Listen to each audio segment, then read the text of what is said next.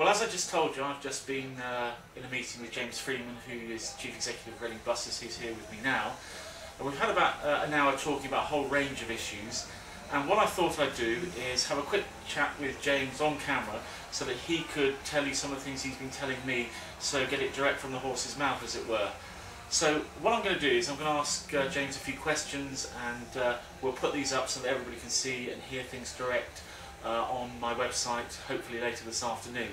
So James, thank you very much for doing this. I mean, it's a bit of a risk for us because we've never actually done anything like this before, so it's all new to us. Now, we were talking about the number 9 bus, and as you know, you've had a lot of letters, I've had a lot of letters. There's a great deal of concern from my constituents in Caversham about how this bus is going to run under the new ideas that you have. So why don't you let my constituents know what your plans are, having just had this consultation period? Well, I think the first thing to say, Rob, is that we wouldn't be seeking to change the number 9 if there wasn't something wrong with it.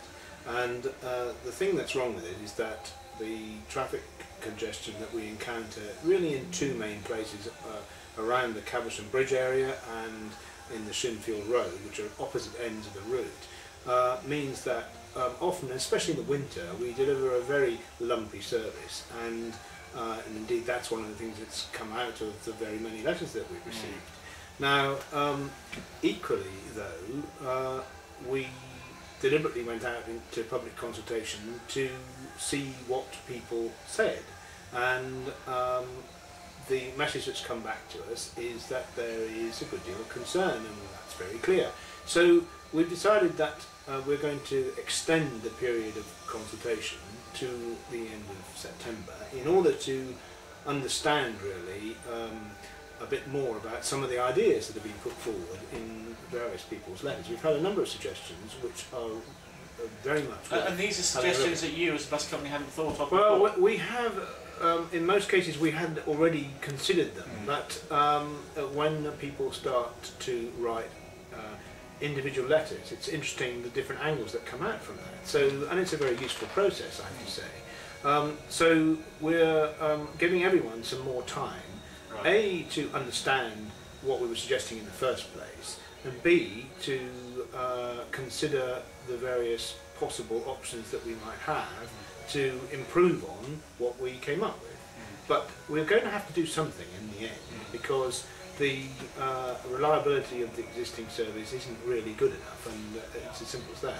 I think it's fair to say that on the basis of the consultation so far, the letters I've seen, what you've proposed has been rejected.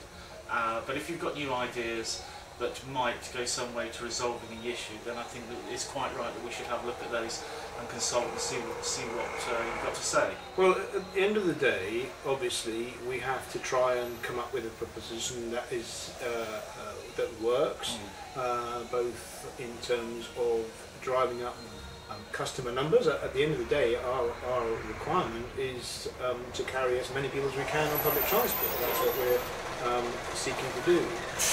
But equally, we don't want to do that at the cost of a great deal of inconvenience to people. Okay, well, we'll look forward to seeing those additional proposals, and I'll obviously go back to my constituents and talk to them about it, because like you, I've had an enormous amount of interest in letters,